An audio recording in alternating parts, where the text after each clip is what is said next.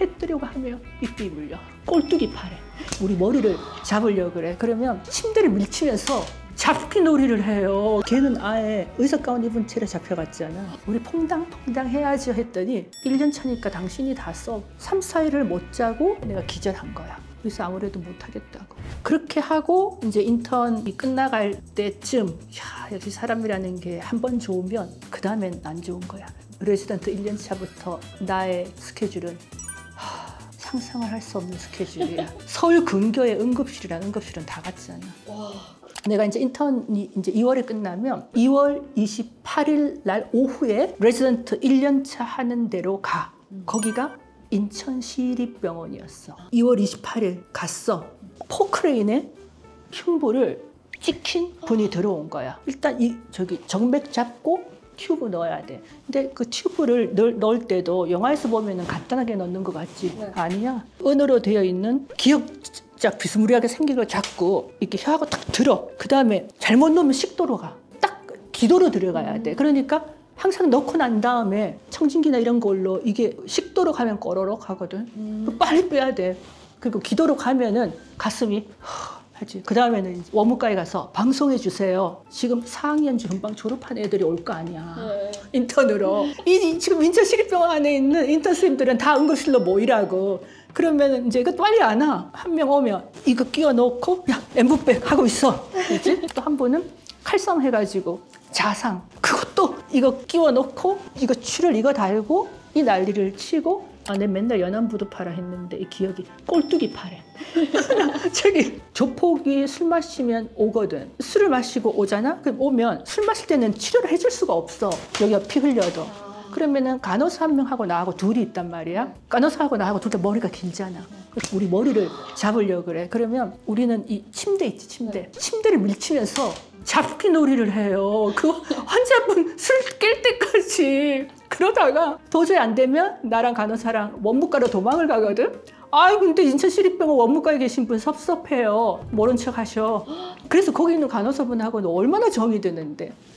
1등. 동기 중에서 강원진이라고 하는 동기는 걔는 아예 의사 가운 입은 채로 잡혀갔잖아. 그 꼴뚜기파한테 뭔가 필요했나 봐, 의사가. 근데 너무 희한한 건 그 꼴뚜기파 있는 분들도 나름 다 괜찮았어. 걔를 때리지도 않고 그냥 필요해서 데려갔다가 무슨 사거리에다가 가운만 입은 채로 던져놓고 가서 걔는 끌려갔고 나는 끌려가지는 않았지. 나는 안 끌려가고 침대 밀치기 놀이 좀 하고 그 다음에 그 수철하고 찢어지면 꿰매는 거 있어. 그거 받으러 와. 내가 운이 좋게 본과 3학년 산부인과 돌 때 그때 치프가 우리 사촌 오빠의 동기였어. 그러니까 막 반가워하면서 내가 가르쳐주마 하면서 가르쳐주고 타이라 그래서 이렇게 우리가 수술 같은 걸 하면 장기와 장기를 있게 꿰맨 다음에 손가락으로 이렇게 묶는 과정이 있거든. 착, 착, 착 잘 묶어야 돼. 잘 묶고 컷하면 컷하는 거야. 근데 이 타이를 너무 세게 하면 장기가 찢어질 거고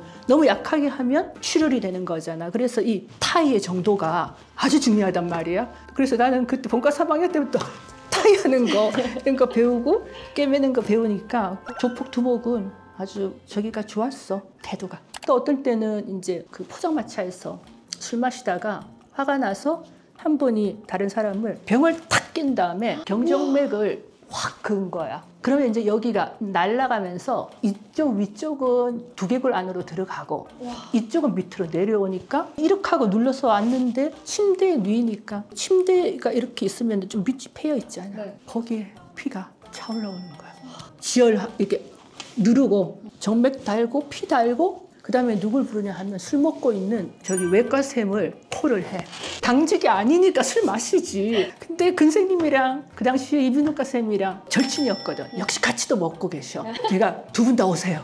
해서 술 취해가지고 오셨거든. 근데 아침 7시까지 수술해서 살려냈어. 외과하고 이비인후과니까. 하필 딱 조합이. 더 그렇게 돼서 여기가 이제 조금 애매하잖아. 네. 사실은 술을 먹고 그렇게 하는 거는 불법인데 죽는 것보다는 나으니까. 근데 아마 아침에는 술 다 깨셨을 거야. 그래서 나는 돌아가실 줄 알았는데 살려내셔서 평소에 그 외과쌤 그렇게 실력이 있는 줄 몰랐거든. 네. 근데 존경하게 됐지. 그리고 또 인천응급실에서 나한테 또 한 큰 기억은 맹장 수술. 의사는 어떻게 트레이닝을 받느냐에 따라서 자기가 배울 수 있는 게 달라져. 근데 이제 내가 그때 외과를 돌면서 되게 열심히 했어. 막 손을 부들부들 떨면서 막 당기고 이렇게 했더니 외과 2년차 선배가 나한테 맹장염 수술을 가르쳐 주신 거야. 아펜딕스. 앞배가 맹장이거든. 여기 절제기를 탁 했는데 맹장이 탁 나오면 그거는 굿모닝 앞배. 바로 떼면 돼. 근데 탁 열었는데 없어. 그러면은 그 맹장이 뒤나 어디로 가 있는 거야. 근데 이제 내가 그 선생님이 수술하는 걸 이렇게 보니까 맹장이 안 보이는 때도 굉장히 그걸 잘 찾아서 하시더라고. 그래서 이제 그 선생님이 나한테 맹장 수술하는 거를 칼을 줬어. 사실은 칼 주기 쉽지 않거든. 그래서 나는 그게 너무 고마웠는데 그분이 신의 손이야. 그래서 내가 갑상선 암 생겼을 때 바로 그 신의 손, 김지수 쌤, 삼성의료원을 찾아갔잖아. 그걸 기억을 하고 다행이지. 그랬더니 나는 갑상선암 수술한 다음에 지금은 12년 됐는데 거의 흉터도 없고 통증이 하나도 없었어.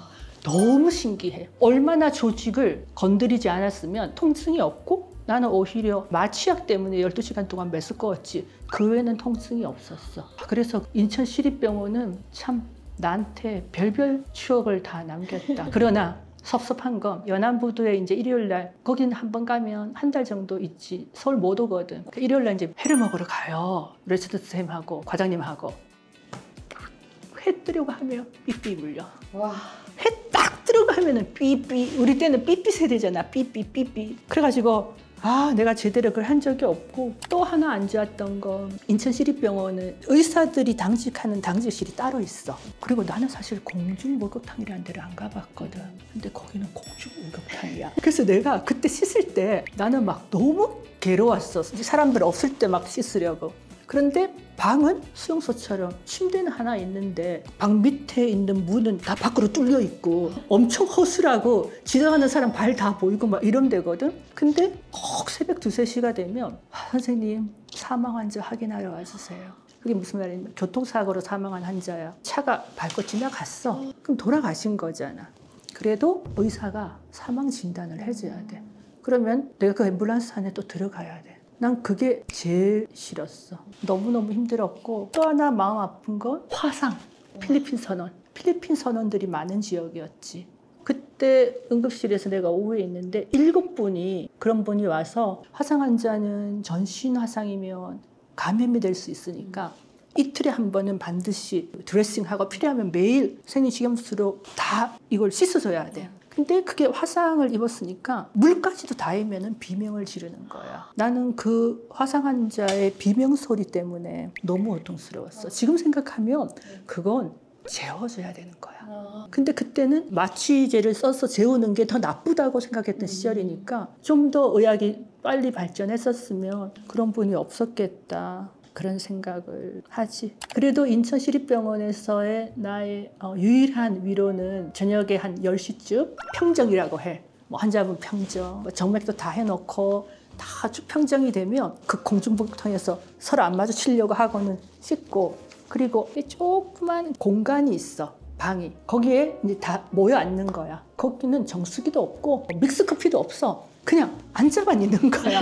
그러면 각자 뭐 자기 마실 거 갖고 와서 이렇게 있으면 우리 2년 선배 정형외과 수석으로 졸업하신 분이야. 인상 좋고 잘생기고 성격 좋고 나무랄 데 없는 분이야. 실력 좋고. 근데 그분이 기타를 치면서 노래하면 밑에 레지던트들이 하루 종일 피곤했다가 이제 그분 기타 소리 노래 듣고 위로를 받고 이제 그 시간을 견디는 거지. 자, 이제 마지막으로. 그리고 나서 또 내가 레지던트 1년차 때 어딜 갔냐면 부천세종병원을 가. 왜 부천세종이나 인천시를 보내냐 하면 서울대병원에서만 배우면 3차 병원 환자밖에 못 봐. 골절 환자도 못 보고 그 다음에 아기 낳는 것도 많이 못 보고 왜냐면 서울대병원 산부인과에 오는 사람은 난소암이나 그런 걸로 주로 오시잖아. 그러니까 부천세종병원은 서울대 선배들이 다 거기 흉부외과나 산부인과로 가 계신 거야. 그래가지고 이제 거기서 내가 2달을 도는데 2달 있으면서 내가 한 7, 80명 아기를 받았거든. 그러면 진짜 뭐 회음부 절개나 이런 거는 말도 없이 많이 하고 아기가 이제 나올 때 정상적인 아기는 옆으로 이렇게 질을 통과해서 밑으로 해서 이렇게 나온단 말이야. 그렇게 되면 이제 스무스해. 그때 응급 상황이 뭐냐? 하늘 보고 나오거나 둔부, 다리부터 나오는 브릿지. 물론 굉장히 유능한 의사면은 발부터 나오는 아기를 받을 수 있지만 대부분 제왕절개해야 되는데 발부터 나온 아기가 한밤중에 나오면 아무도 없어, 나밖에 없어. 그리고 우리 옆에 부천 성가병원인가 뭔가 있었는데 그 병원에서는 자기들이 못 받는 산모는 또 다 나한테 보내는 거야. 진짜 그때는 정말 다리부터 나오면 방법이 없어. 네. 과장님 부르시는 밖에 방법이 없고 해서 아기를 한 서너 명만 봤잖아. 네. 그다음부터 잘 받게 된다. 막 그리고는 이제 마지막 9월 말에 내가 늘 얘기하는 추석 연휴 4일 때 내 카운터파터가 2년 차였어. 남자샘. 내가 선배 우리 퐁당퐁당 해야지 했더니 또 쳐다보면서 1년 차니까 당신이 다 써.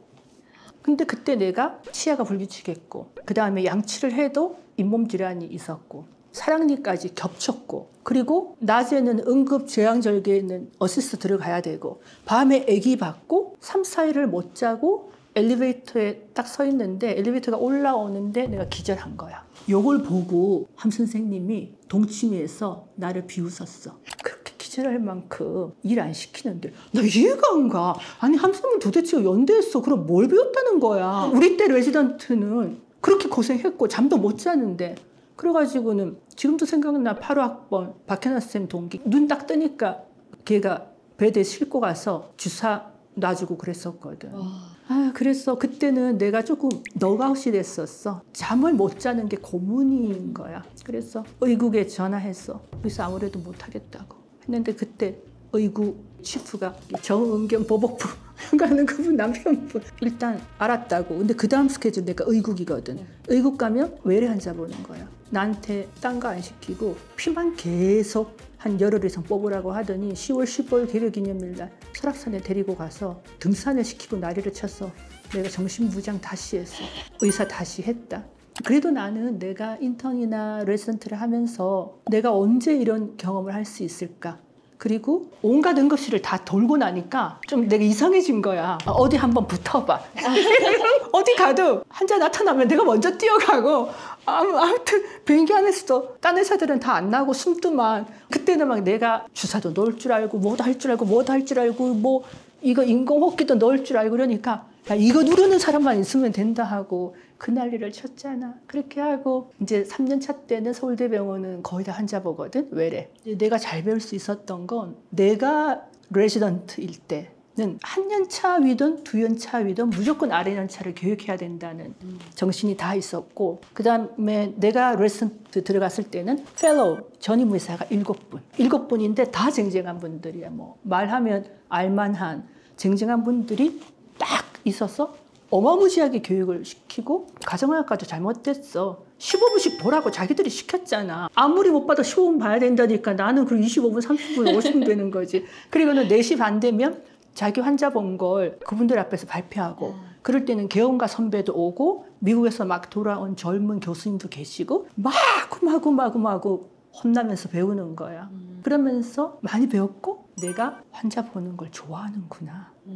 의사가 나한테 맞는구나 라고 생각했었지. 여기까지가 나의 인턴 레지던트 생활이고요. 그렇게 해서 환자 보는 걸 너무 좋아해서 막 50분씩 보다가 돈을 하나도 못 벌었다는 거. 하지만 나는 글쎄 많은 분들이 다시 태어나면 의사가 될 거예요? 라고 물어본다면 나는 또 의사 하면서 사업할래? 사업만 하면 좀 헛헛할 것 같아. 나 이제 다시 공부하면 의학 공부 재밌게 할 수 있어. 옛날에 우리 교수님들 왜 그렇게 재미없게 가르치셨어요? 생화학, 생리학, 예방학. 이제는 의학 공부도 재밌게 할 수 있거든. 임상학과 연결해서. 그거 하고 또 인턴 레지던트로 환자 보는 것도 하고 그리고 사업은 사업대로 하고 몰라. 엄청나게 크게 돈을 벌겠다는 생각이 있으면 바로 사업을 해도 좋지만 나는 내가 의사 생활을 했던 이런 수련 과정들이 지금 내가 사업을 하는데 여러 가지로 많이 도움이 된 것 같아. 의학적인 지식뿐만이 아니라 사람과의 관계. 그래서 내가 남편을 잘 골랐잖아. 인턴 레지던트 경험이 없을 때는 내 첫사랑 그리고 그타 정도 그랬는데 홍 박사님을 내가 알아봤잖아. 저 사람 괜찮아.